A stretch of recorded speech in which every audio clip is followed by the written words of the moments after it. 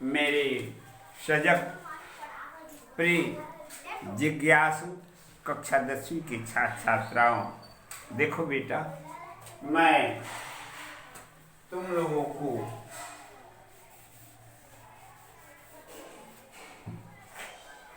पढ़ाने के पहले जो पाठ्यक्रम तुमको साल भर में पढ़ने हैं, ये मैंने तुमको बताया था पहले यार, और परंतु आज पुनः उसको पुनरावृत्ति कर दे रहा हूं।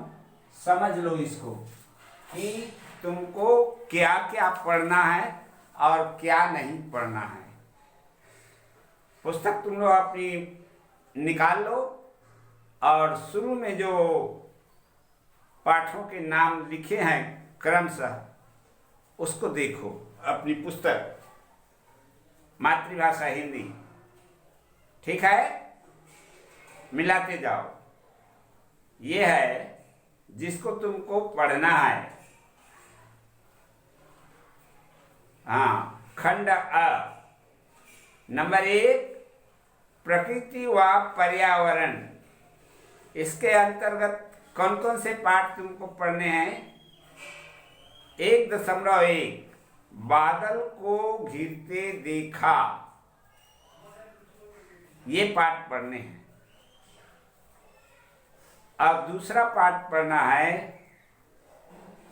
नर्मदा का उद्गम अमरकंटक। ये कविता और ये लेख, यही दोनों पाठ ही पढ़ने हैं बेटे। समझ में आया ना? इकाई 1 में देखो। उसके बाद तुम लोग पुस्तक में देख रहे हो ना,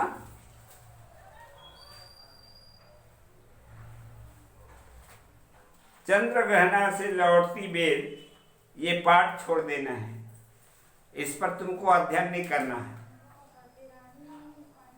मैं पहले भी बताया था और पुनः बता दे रहा हूं, इस पाठ को छोड़ना है, इस पर कोई अध्ययन नहीं करने हैं। बादल को घिरते देखा है, यही कविता पढ़ने तुमको, ठीक है। और नर्मदा का उद्गम, ये दोनों तुम्हारे कोर्स में है इस वर्ष। आ जाओ इकाई क्रमांक 2, देख रहे हैं ना, सामासिक मुद्दे। इसमें जो है सामासिक मुद्दे में ये इकाई क्रमांक 2 के अंतर्गत 3 पाठ जो दिया गया है, इन 3 पाठों में 2.1 मैं मजदूर हूं को छोड़ देना। हालांकि मैंने पढ़ा दिया है तुमको इन पाठों को, परंतु अब तुमको इस पर कोई तैयारी नहीं करनी है। न इसका व्याकरण, न इसके प्रश्नोत्तर, न इसकी व्याख्या, कुछ भी नहीं देखने हैं। समझ में आया? तो मैं मजदूर हूं, ये भी छोड़ देना। उसके बाद देखो जनतंत्र, जनतंत्र का जन्म, ये कोर्स में है, चिन्ह लगा लो, इसको पढ़ना है। जनतंत्र का जन्म, और उसके बाद 2.3 में अपनी अपनी बीमारी, ये दोनों पाठ हमारे कोर्स में है, ठीक है। अपनी अपनी बीमारी व्यंग है और जनतंत्र का जन्म ये काव्य है, कविता है, ठीक है। आ जाओ इकाई क्रमांक 3 मानवीय अनुभूतियां। इसमें 4 पाठ दिए हैं। मानवीय अनुभूतियां में कितने पाठ? 4। और इन 4 पाठों में तुमको बेटा 2 ही पाठ पढ़ने हैं। पहला जो पाठ है माटी वाली, ये पढ़ना है। 3.1 माटी वाली ये पढ़ना है, ये कोर्स में है तुम्हारे, ठीक है। और दूसरा पाठ जो अपने को पढ़ना है वो है घीसा। 3.2 कन्यादान को छोड़ देना है और 3.4 पुरस्कार को भी नहीं पढ़ने हैं। ये सब पढ़ा दिया हूँ, परंतु अब तुमको इस पर कोई तैयारी नहीं करना है, छोड़ देना है। समझ गए? अच्छा, उसके बाद आ जाओ इकाई क्रमांक 4, छत्तीसगढ़ परिवेश, कला, संस्कृति एवं व्यक्तित्व। इसके अंतर्गत जो है ना, 3 पाठ हैं। अमर शहीद वीर नारायण सिंह, गृह प्रवेश और छत्तीसगढ़ की लोक कलाएं। समझ में आए ना? तो ये तीनों पाठ चौथी इकाई के पढ़ने हैं, कोई छोड़ना नहीं इसमें। समझ में आया कि नहीं? आ जाओ पंचम इकाई। पंचम इकाई में बेटा देखो, हैं, छत्तीसगढ़ की लोक कथा, लोक कलाएं अभी पढ़ा रहा था ना, ये भी पूर्ण हो चुका, थोड़ा सा बचा है, पूर्ण कर देंगे। समझ में आया? आ जाओ इकाई क्रमांक पंचम। हाँ, इकाई क्रमांक पंचम में देख लो 5.1, 5.2 और 5.3 ये जो पाठ है उसमें से 5.1 और 5.2 को पढ़ने हैं और सील के 12वें छंद को छोड़ देने हैं। उस पाठ को नहीं पढ़ने हैं अपने कोर्स में, वो पाठ नहीं है। ये जिंदगी फिर चमक जाए ये पढ़ना है और मरिया, ये दोनों पाठ पढ़ने हैं। ठीक है? आ जाओ इकाई क्रमांक 6, जीवन दर्शन। इसके अंतर्गत भी अपने को 2 ही पाठ पढ़ने हैं इकाई क्रमांक 6 से। हैं? कौन कौन से वे 2 पाठ पढ़ने हैं देख रहे हो? जीवन का झरना, ये कविता पढ़ने हैं, और दूसरा है जो पढ़ने हैं वो पाठ, एक था पेड़ एक था ठूंठ, ये भी पढ़ने हैं। ठीक है? अच्छा, उसके बाद देखो इकाई क्रमांक 7, 7वीं इकाई। 7वीं इकाई में अपने को पढ़ने हैं, उसको बतला दे रहा हूं, देख लो। 7.1 मध्ययुगीन काव्य। इसके अंतर्गत मीराबाई। समझ में आया ना? मीराबाई को पढ़ना है और दादू दयाल को पढ़ने की जरूरत नहीं है। ठीक है? मीराबाई भर पढ़ना है। 7.2 मैं लेखक कैसे बना, ये पढ़ना है। और उसके बाद तीसरा जो पाठ पढ़ना है वो है जेब कतरा, ये लघु कथा। इतना हमारे कोर्स में है बेटा, बाकी पाठों को हमको पढ़ने की जरूरत नहीं है। जो पाठ बच गए हैं उनको मैं पढ़ा दूंगा। समझ में आए ना? चिन्ह लगा लो। अब आ जाओ, हिंदी साहित्य का इतिहास हमारे कोर्स में है, ठीक है, ये ध्यान रखना है। उसके बाद खंडवा, ये रहा इतना खंडा।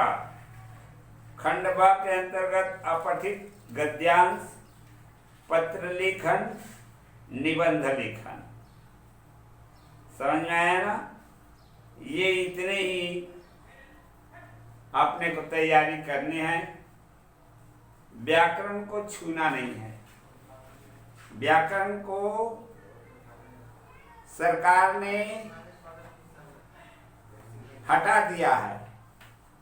अब ये है समझ में नहीं आ रही कि व्याकरण को सरकार कैसे हटा दिया, जबकि व्याकरण भाषा का प्राण है। कहीं पर भी पाठ्यक्रम में व्याकरण के बारे में नहीं दिया है। समझ में आ गया? तो ये रहा बेटा तुम्हारे मातृभाषा का पाठ्यक्रम, जिसके ऊपर तुमको तैयारी करनी है। इतना ही पढ़ना है साल भर में, और इन्हीं पर से ही तुमको जो है प्रश्न आएंगे। अच्छा, थोड़ा सा इकाई क्रमांक 8 को देख लो। हिंदी साहित्य के इतिहास में हैं, हिंदी साहित्य के इतिहास का के विभिन्न काल युगों का वर्णन, समय विशेष में राजनैतिक, सामाजिक, धार्मिक परिस्थितियों का अध्ययन, इस पर भी तुमको अध्ययन करने हैं। समझ में आया ना? ये यहाँ तक का हिंदी साहित्य के इतिहास पर 10वीं क्लास के कोर्स में है। ठीक है? ये रहा बेटा मातृभाषा में तुमको कितना पढ़ना है। अब आ जाओ, पुस्तक निकालो जो पाठ अपन पढ़ रहे हैं। कौन सा पाठ पढ़ रहे हैं हम?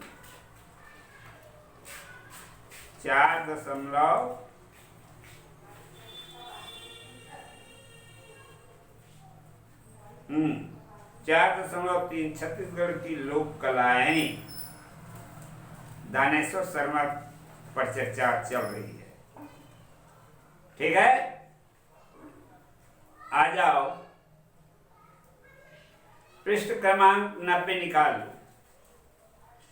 सुआ गीत के महिलाएं बांस की टोकनी में भरे धान के ऊपर सुआ और तोते की प्रतिमा रख देती और चारों ओर वृत्ताकार स्थिति में नाचती गाती हैं। सुआ को छत्तीसगढ़ी लोकगीतों के कबीर हंसा की तरह आत्मा का प्रतीक माना गया है। जानते हो ना आत्मा क्या है? आत्मा ईश्वर अंश। रामचरितमानस में गोस्वामी जी कहते हैं आत्मा तो ईश्वर का अंश है। तो इस पर जो पंक्ति दी हुई है उसको सस्वर गान करना बेटा। श्रीमती अमृता और श्रीमती कुलवंतिन का नाम सुआ गीत की अच्छी गायिकाओं में आता है। ठीक है? दीपावली के समय कार्तिक अमावस्या की रात का गौरी पार्वती की पूजा होती। गौड़ जाति के महिलाएं इस अवसर पर जो गीत गाती हैं वह गौरा गीत कहलाते हैं। ठीक है?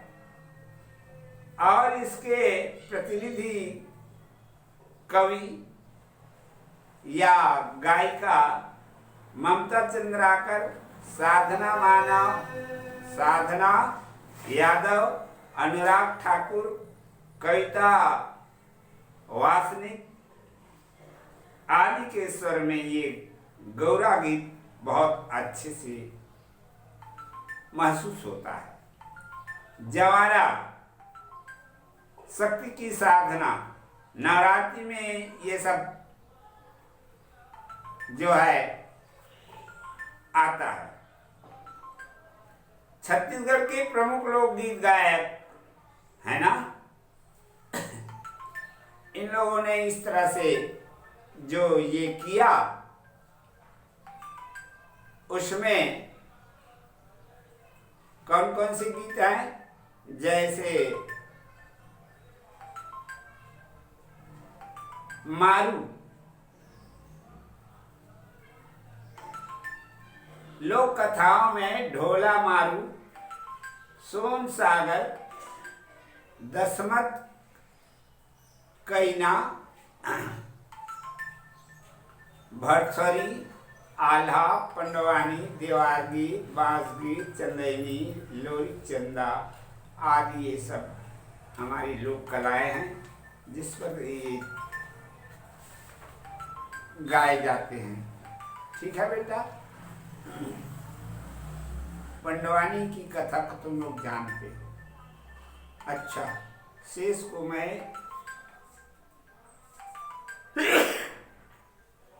अगले पीरियड में पढ़ा दूंगा। ठीक है, अच्छा आगे चलो। केरोटीन, हाँ ये सब जो है उदाहरण में दिए हैं तुम्हारे, है ना।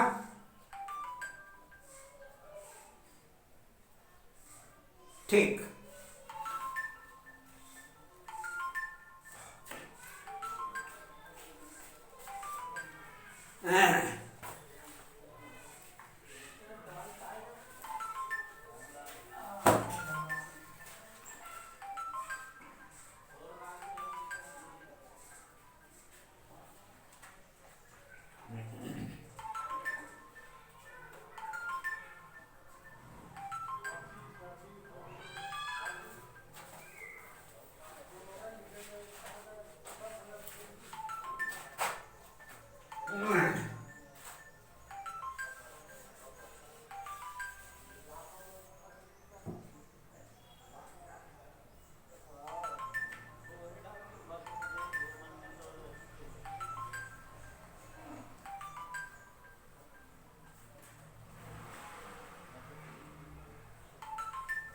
अब संस्कृत निकाल लो।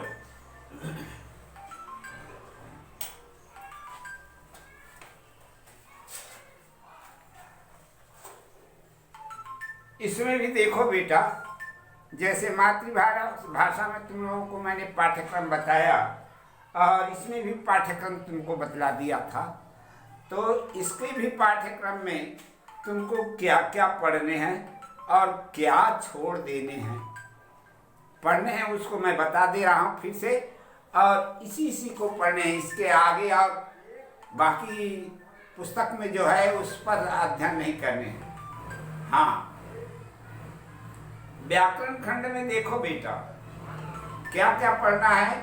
यदि तुम कॉपी में लिख सकते हो इसको।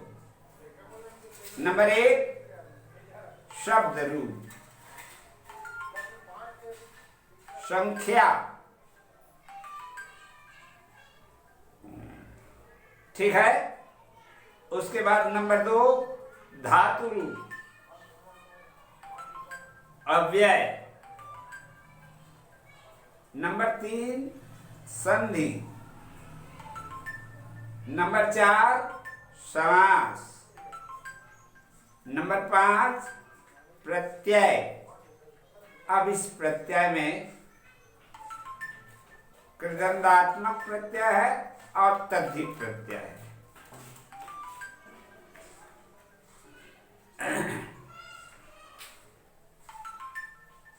नंबर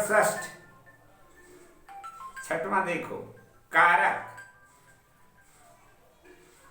कारक तथा वाच्य प्रकरण तथा वाक्य शुद्धिकरण, इस पर से प्रश्न आएंगे।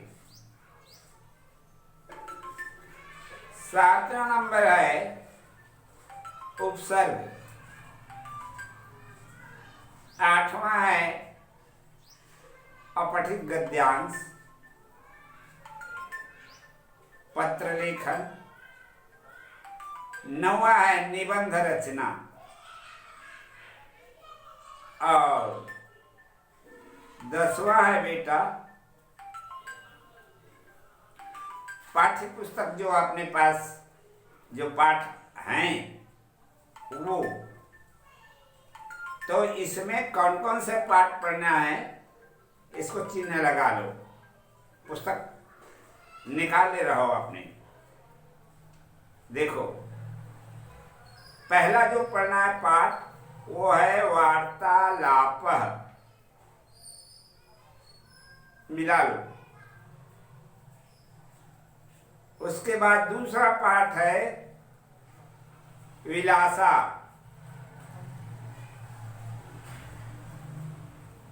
तीसरा पाठ है यक्ष युधिष्ठिर संवाद। चतुर्थ है सुभाषितानि। पंचम स्वामी आत्मानंद।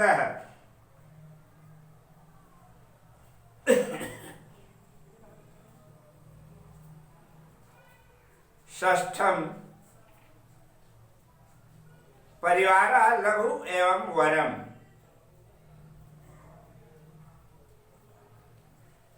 सप्तम विचित्र साक्षी। अष्टम यात्रा मंगलम प्रथ। ये 8 पाठ तुम्हारे कोर्स में है। प्रश्न इन्हीं पाठों में से आएगा, और शेष पाठ जो पुस्तक में और दिए हैं उन पर कोई प्रश्न नहीं आएगा बेटा। इसलिए उन पाठों का तुम्हें कोई तैयारी नहीं करनी है, उन पाठों को बिल्कुल छोड़ देने हैं। समझ में आ गया? अच्छा, अब थोड़ा सा डिटेल में मैं और बता दे रहा हूं तुमको कि व्याकरण में क्या क्या पढ़ने हैं। व्याकरण में देखो जनक पुस्तक में तुम्हारे अजंत जो लिखा है ना उसके अंतर्गत जनक अकारांत संज्ञा शब्द है। कवि इकारांत कवि संज्ञा शब्द है। शिशु उकारांत संज्ञा शब्द है। सखी ये इकारांत संज्ञा है। सखी और प्रीति ये 5 ही शब्दों के कारक रचना पर अध्ययन करना है। बाकी और अन्य जो पुस्तक में कारक रचना दिए हैं उन कारक रचनाओं को अध्ययन नहीं करने हैं। ठीक है, बस इतनी 5 है। और ये तो हो गया अजंत संज्ञा। उसके बाद हलंत को देखो। हलंत के अंतर्गत भवत और विद्वस, तकारांत और सकारांत, इन पर अध्ययन करने। बाकी और किसी को नहीं देखना है। समझ में आया ना? और सर्वनाम, सर्वनाम में क्या पढ़ना है? अस्मद और युष्मद। तद को देखने की जरूरत नहीं है। समझ में आया? बस अस्मद रूप को देखना है और युष्मद। अब देखो आगे जो संख्यावाची शब्द है 101 से लेकर के 150 तक के अंकों को देवभाषा संस्कृत में कैसे लिखा जाएगा, बस यही तुम्हारे कोर्स में है। ये रहा शब्द रूप। अब आ जाते हैं, द्वितीय इकाई है धातु रूप। धातु एवं अव्यय। धातु रूप में कौन कौन सी शब्द तुमको पढ़ने हैं, कौन कौन सी धातुएं तुमको पढ़नी है, ये बता दे रहा हूं, देख लो। पाठ्यक्रम बता रहा कि वृत्त, देखो पुस्तक में दिया है वृत्त धातु, रुच, नृत्य, क्रुद्ध, लिख, मिल, क्री, कथ और भक्ष। बस इतनी ही धातुएं कोर्स में है। इनकी काल रचना को अच्छे से देख लेनी है। परीक्षा में बस इतनी ही धातुओं से ही काल रचना करने के लिए आएगा। समझ में आ गया? जो 5 लकार पढ़ाया गया है, इन्हीं 5 लकारों में किस तरह से रूप इसके बनेंगे, इन्हीं का अध्ययन करने हैं।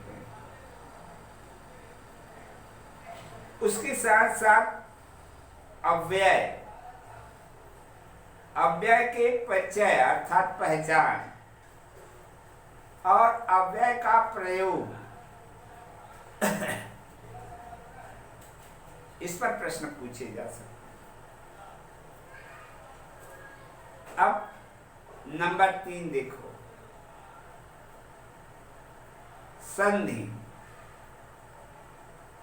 संधि पर व्यंजन संधि ही देखना है, स्वर संधि नहीं देखना है और ना ही विसर्ग संधि भी नहीं, सिर्फ व्यंजन संधि। और इस व्यंजन संधि में और सुन लो, सिर्फ अनुस्वार व्यंजन, परस व्यंजन और जसत्व व्यंजन, बस इतने ही व्यंजन तुम्हारे कोर्स में है। इतने पर ही अध्ययन करने हैं। समझ में आ गया? संधि का कोर्स हमारे इतने ही है, अनुस्वार, परस्वर्ण और जसत्व।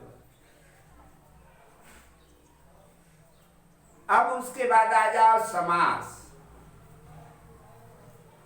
समास जो कोर्स में अपने हैं वो है समास के भेद और परिभाषा और विशेष जो समास है, द्विगु समास, द्वंद्व समास और बहुव्रीहि समास। प्रश्न जो आएंगे इन्हीं तीनों समास पर ही आएगा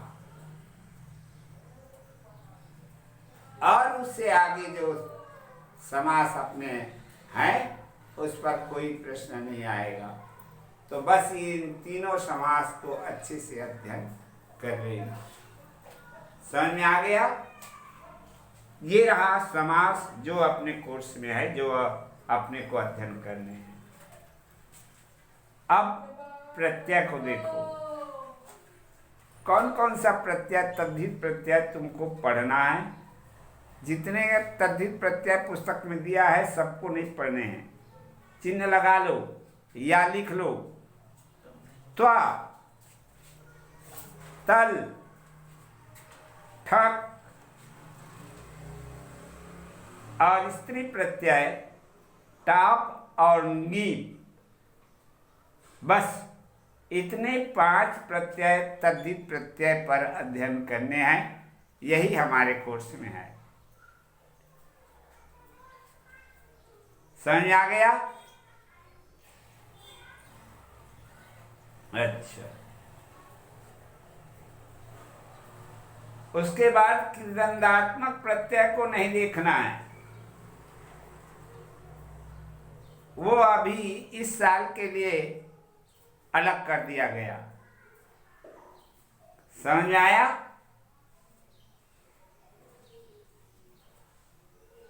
अब आ जाओ कारक प्रकरण पर। कारक प्रकरण में संप्रदान कारक, अपादान कारक और अधिकरण कारक, बस ये 3 कारक पर ही प्रश्न पूछे जाएंगे और इन्हीं तीनों कारक के अध्ययन करने हैं। संप्रदान, अपादान किस स्थिति में होती है? संप्रदान किस स्थिति में होता है, क्या है उसके संकेत, इन सबको अच्छी तरह से समझ लेने हैं, अध्ययन करने हैं। और अधिकरण, ठीक है। उसके बाद आ जाओ इसी कारक प्रकरण में और चतुर्थी विभक्ति। नमः स्वस्ति, स्वाहा, अलमदा, रुच, क्रोध और ईर्ष्य, ये कोर्स में है। ये इन धातुओं के साथ जो है चतुर्थी विभक्ति लगेगी, जब प्रयुक्त होगा तब। बाकी और जो चतुर्थी के साथ प्रयुक्त होता है उनको देखना नहीं है। पंचम विभक्ति को देखो, पंचमी विभक्ति। वही है बिना, रीते, तरफ, ये पंचमी विभक्ति इनके साथ होता है। वही शब्द का जो, वही कौन सा शब्द जानते हो? अव्यय है बेटा। बिना भी अव्यय है, रीते भी अव्यय है ना? तो इनका जो, इनके साथ हमेशा पंचमी विभक्ति का प्रयोग होगा। बस इतने को देखना है। कौन कौन से? वही, बिना, रीते, तरफ, है ना? मी, त्रस, भू, प्रभु, ये धातु, ठीक है। उसके बाद आ जाओ सप्तमी विभक्ति। कुशला, निपुणा, प्रवीणा, इन शब्दों के साथ सप्तमी विभक्ति का प्रयोग होगा। बस बाकी और सप्तमी विभक्ति का प्रयोग जितने भी होते हैं उनको नहीं देखना है, बस 3 ही को देखना है। कुशला, निपुणा, प्रवीणा, स्नेहा, है ना? और अभिलष धातु के साथ भी सप्तमी विभक्ति का ही प्रयोग होगा। ये रहा बेटा कारक प्रकरण। अब आ जाओ वाच्य प्रकरण। वाच्य में वाच्य के परिचय और वाच्य के परिवर्तन पूरा है कोर्स में। स, अशुद्धि, संशोधन, वर्तनी एवं वाक्यगत अशुद्धियों का शुद्धिकरण, ये हमारे कोर्स में है। इतने पर अपने को अच्छे से अध्ययन करने हैं। अब देखो आगे इकाई क्रमांक 7 में क्या है? उपसर्ग। उपसर्ग का परिचय एवं प्रयोग समझ आए ना? इस पर अध्ययन करने हैं। अब इकाई क्रमांक 8 को देखो। अपठित गद्यांश, गद्य और पद्य। गद्य से भी प्रश्न आएंगे और काव्य से भी प्रश्न आएंगे। अनुवाद इत्यादि है, प्रश्नोत्तर इत्यादि है, ये आएंगे। ब पत्र लेखन। अपठित गद्यांश में क्या हो, ये गद्य और पद्य पर बताया ना, और उसके बाद ब में पत्र लेखन। अब पत्र लेखन के अंतर्गत किस किस प्रकार के पत्र लेखन आ सकते हैं, जो अपने कोर्स में दिया है उसको मैं बता दे रहा हूं। प्राचार्य को अवकाश, प्राचार्य को अवकाश के लिए जो पत्र लेखन होता है ये कोर्स में है। स्थानांतरण प्रमाण पत्र के लिए आवेदन ये है अपने कोर्स में। अंक सूची द्वितीय प्रति प्राप्त करने के लिए आवेदन, ये बस 3 जो है। और चौथा और है बेटा, शुल्क मुक्ति हेतु। ये 4 प्रकार के आवेदन पत्र जो है अपने कोर्स में है, इनको अध्ययन करने हैं, है ना। अब उसके बाद इसी पत्र लेखन के अंतर्गत पुस्तक प्राप्ति हेतु प्रकाशक को पत्र, वो तो हो गया आवेदन पत्र, और ये है पत्र। प्रकाशक को पत्र लिख करके किस तरह से पुस्तक मंगाया जाएगा, ये। नंबर 3 पारिवारिक पत्र। प्रकाशक को पत्र एक हो गया, और पारिवारिक पत्र के अंतर्गत किसी भी तरह के पारिवारिक पत्र लिखने के लिए कहा जा सकता है, यह भी हमारे कोर्स में है। ठीक, अब आ जाइए 9वीं इकाई के अंतर्गत निबंध रचना। निबंध सिर्फ 10 पंक्ति लिखने हैं, उससे ज्यादा नहीं लिखना है। निबंध में लिख दिया है, स्पष्ट बता दिया है 10 सरल संस्कृत वाक्यों में निबंध लिखना, ये। और वो भी कौन कौन से विषय पर, देखो स्पष्ट दे दिया है। सदाचार पर, महापुरुष और कोई पर्व, क्रीड़ा, कवि, मम प्रदेशा, पर्यावरणम,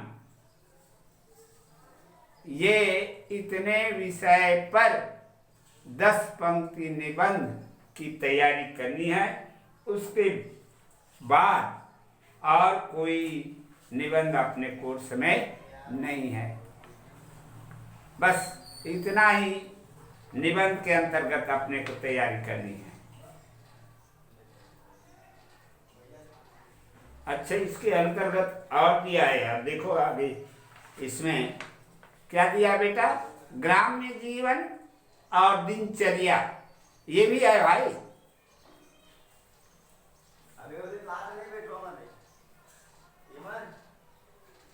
तो पाठ्य पुस्तक में कौन कौन से पाठ तुमको पढ़ने हैं, ये तो मैंने बता दिया तुमको। 8 पाठ पढ़ने हैं, है ना। वार्तालापा विलासा है, युधिष्ठिर यक्षुधिष्ठिर संवाद, सुभाषितानि, स्वामी आत्मानंद, है ना, परिवारा लघु एवं वरम, विचित्र साक्षी और यात्रा मंगलम। ये 8 पाठ हमारे कोर्स में है। बाकी शेष पाठ पर अध्ययन नहीं करने हैं, उसको छोड़ देने हैं, ठीक है। इन्हीं पर आधारित क्या क्या प्रश्न पूछे जाएंगे ये नीचे बता दिया है। गद्यांश से प्रश्न पूछे जाएंगे और पद्यांश से, है ना, प्रश्नोत्तर आएगा, सुभाषित लिखने के लिए आएगा, सूक्ति लिखने के लिए आएगा, वस्तुनिष्ठ प्रश्न आएंगे। तो एक चीज याद रखना, देखो इसमें अंक को स्पष्ट कर दिया है। गद्यांश में 6 नंबर के आएंगे, पद्यांश भी 6 नंबर का आएगा, प्रश्नोत्तर 8 नंबर तक के आएंगे, और सुभाषितानी 5 अंक की। विशेष याद रखना सुभाषितानी, यानी 9 अंक तुम्हारे जेब में है, समझ जाओ, इसको कोई काट नहीं सकता। 2 सुभाषितानी लिखोगे बेटा और सुक्ति लिखोगे। सुक्ति जानते हो ना, सुभाषितानी में 5 अंक है और सुक्ति में 4 अंक। ये 9 अंक तो कोई काट नहीं सकता तुम्हारा। अच्छे से अध्ययन कर लो, ये आउट है, समझ जाओ। और वस्तुनिष्ठ प्रश्न जो है 6 नंबर के आएंगे। इस तरह से बेटा हो गया तुम्हारे आवंटित अंक जो हैं, है ना।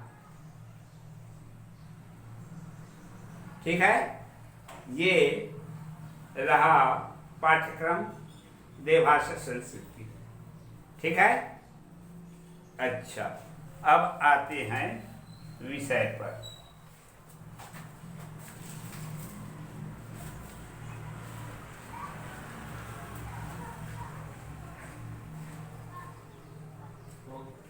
का पाठ हो गई, का समय हो गया। अच्छा चलो, देखो बेटा ये सब अध्ययन करना है तुमको, और उसके बाद शेष जो है पढ़ाई हम अगले पीरियड में पढ़ाएंगे। ठीक है।